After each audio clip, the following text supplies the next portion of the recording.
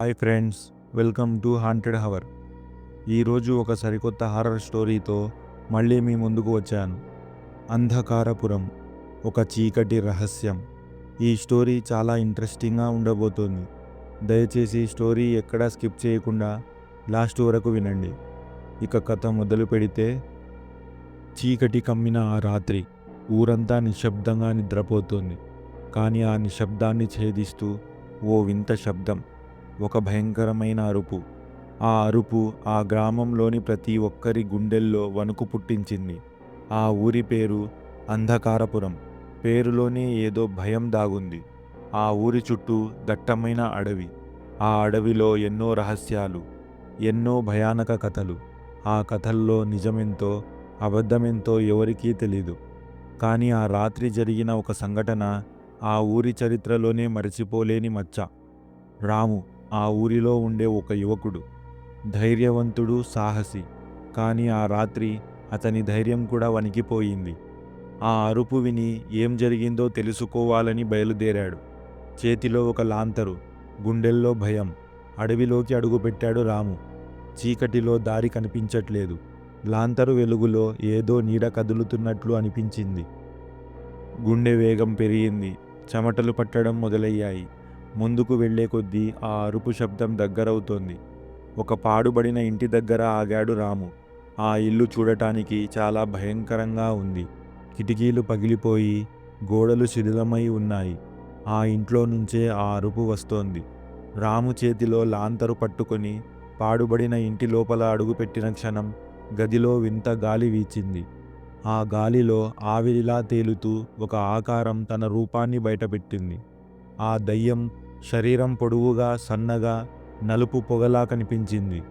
దాని తల అశుద్ధంగా బారిపోయిన జుట్టుతో కప్పబడి ఉంది. ఆ జుట్టు నుండి రక్తపు చుక్కలు తడబడుతూ భూమిని తాకుతున్నాయి. కళ్ళ స్థానంలో మామూలు కళ్ళ యొక్క రూపం లేదు. అగ్నికణాల్లో 2 ఎర్రటి బిందువులు మెరుస్తూ ఉన్నాయి.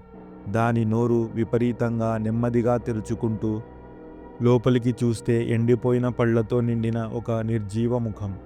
దానిలోంచి తలపైకి ఎగిరే పొగతో కలిసిన అరుపులు వినిపిస్తున్నాయి. దాని చేతులు చాలా పొడవుగా, భయంకరంగా ఉన్నాయి. వేళ్ల చివర ఉరితాడులా, ఉగ్గుపాల్లా వంగిపోయిన గోర్లు ఉన్నాయి. అవి భూమిని తడుతూ రాము వైపుకు వస్తున్నప్పుడు గీతలు వేస్తున్న శబ్దం భయాన్ని రెట్టింపు చేసింది. దాని నడక మనిషిలా కాదు, కింద వైపు తలేసి 4 కాళ్లపై ఉండేలా.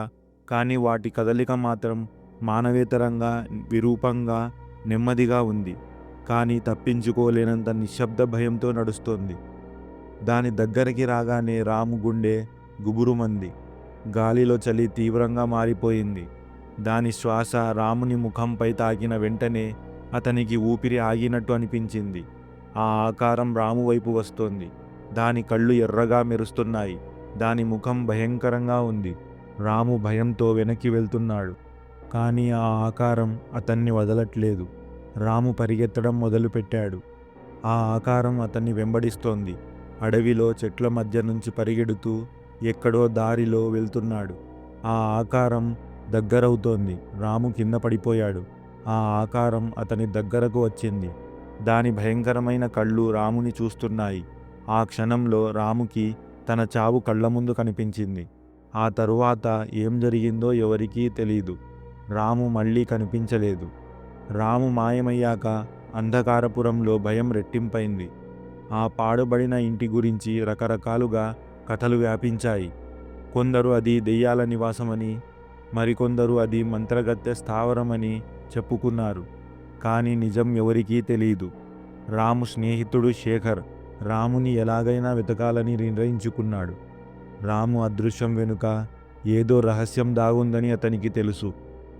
ఆ రహస్యాన్ని ఛేదించకుండా ఊరు వదిలి వెళ్ళకూడదని శపథం చేశాడు.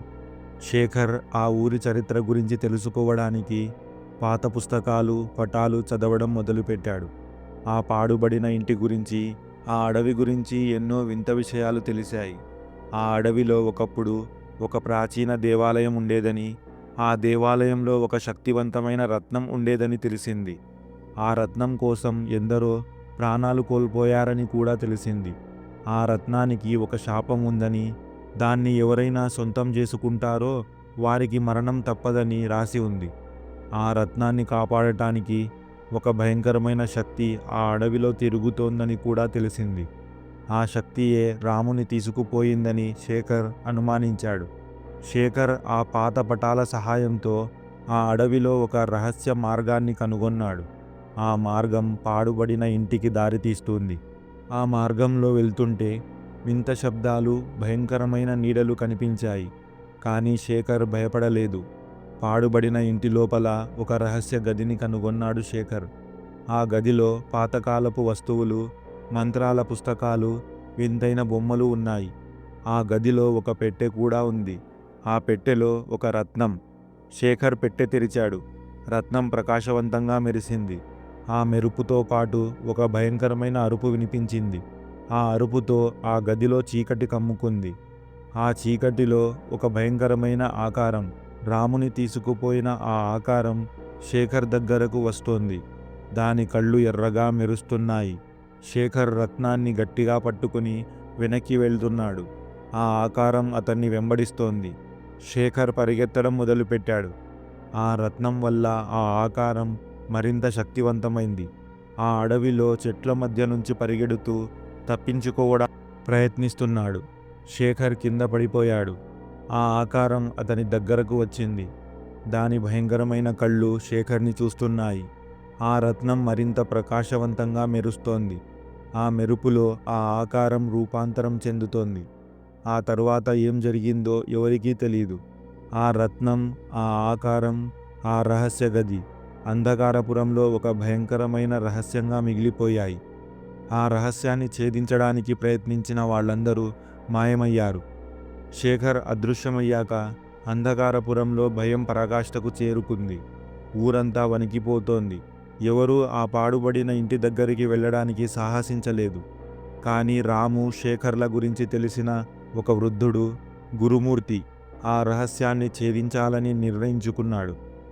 గురుమూర్తికి ఆ అడవి గురించి, ఆ రత్నం గురించి, ఆ ఆకారం గురించి బాగా తెలుసు. గురుమూర్తి పాత పుస్తకాలు, తాళపత్ర గ్రంథాలు చదివి ఆ రత్నం, శాపం నుండి విముక్తి పొందడానికి ఒక మార్గం కనుగొన్నాడు. ఆ రత్నాన్ని తిరిగి దాని అసలు స్థానంలో, అంటే ఆ ప్రాచీన దేవాలయం శిథిలాలలో ఉంచాలి. కానీ అది చాలా ప్రమాదకరమైన పని. ఆ ఆకారం ఆ రత్నాన్ని కాపాడుతూనే ఉంటుంది. గురుమూర్తి పురాతన వస్తువులు, మంత్రాల సామాగ్రి సిద్ధం చేసుకున్నాడు. ఆ రాత్రి అమావాస్య రోజు గురుమూర్తి అడవిలోకి అడుగుపెట్టాడు. చేతిలో ఒక దీపం, గుండెలో ధైర్యం. ఆ పాడుబడిన ఇంటికి చేరుకున్నాడు. ఆ ఇంటి లోపలికి వెళ్ళగానే ఆ భయంకరమైన ఆకారం కనిపించింది. గురుమూర్తి ఆకారంతో పోరాడటం మొదలుపెట్టాడు. పురాతన మంత్రాలు చదువుతూ ఆకారాన్ని బలహీనపరచడానికి ప్రయత్నించాడు. ఆ ఆకారం చాలా శక్తివంతంగా ఉంది. కానీ గురుమూర్తి తన ధైర్యాన్ని కోల్పోలేదు. గురుమూర్తి ఆకారంతో పోరాడుతూ రత్నాన్ని తీసుకున్నాడు. ఆ రత్నం చేతిలోకి రాగానే ఆ ఆకారం రూపాంతరం చెందడం మొదలుపెట్టింది. గురుమూర్తి రత్నాన్ని తీసుకుని ఆ ప్రాచీన దేవాలయం శిథిలాల వైపు వెళ్ళాడు. గురుమూర్తి రత్నాన్ని దాని అసలు స్థానంలో ఉంచాడు. ఆ క్షణంలో ఆ ఆకారం మాయమైపోయింది. అడవిలో ఒక ప్రశాంతమైన వెలుగు నిండిపోయింది. ఆ శాపం తొలగిపోయింది. రాము, శేఖర్ల ఆత్మలు శాంతి పొందాయి. గురుమూర్తి తిరిగి ఊరికి వచ్చాడు. ఊరి ప్రజలు ఆనందంగా స్వాగతించారు. ఆ రాత్రి అంధకారపురంలో భయం తొలగిపోయింది. అందరూ ప్రశాంతంగా నిద్రపోయారు. ఆ పాడుబడిన ఇల్లు, ఆ అడవి, ఆ రత్నం అంధకారపురంలో ఒక కథగా మిగిలిపోయాయి. ఇది అంధకారపురంలో జరిగిన ఒక భయంకరమైన సంఘటన. ఫ్రెండ్స్, మీకు ఈ స్టోరీ నచ్చితే మన ఛానల్కి మీ వాల్యుబుల్ లైక్ చాలా అవసరం. ప్లీజ్ లైక్ చేసి మరిన్ని హారర్ స్టోరీస్ కోసం మన ఛానల్ని సబ్స్క్రైబ్ చేసుకోండి. చాలామంది మన వీడియోస్ ఇష్టపడుతున్నారు. అలాగే మా కోసం ఒక సబ్స్క్రైబ్ని మీ నుంచి కోరుతున్నాము. ప్లీజ్ సబ్స్క్రైబ్ చేసుకొని మరిన్ని హారర్ స్టోరీస్ నోటిఫికేషన్ కోసం పక్కనే ఉన్న బెల్ ఐకాన్ని క్లిక్ చేయండి. హారర్ స్టోరీస్ ఇష్టపడే మీ ఫ్రెండ్స్తో షేర్ చేయండి. మీరు ఇచ్చే సపోర్ట్ మాకు మరిన్ని హారర్ వీడియోస్ చేసేందుకు ప్రోత్సాహంగా ఉంటుంది. ఇంకొక మంచి హారర్ స్టోరీతో మళ్ళీ మీ ముందుకు వస్తాను. Stay tune.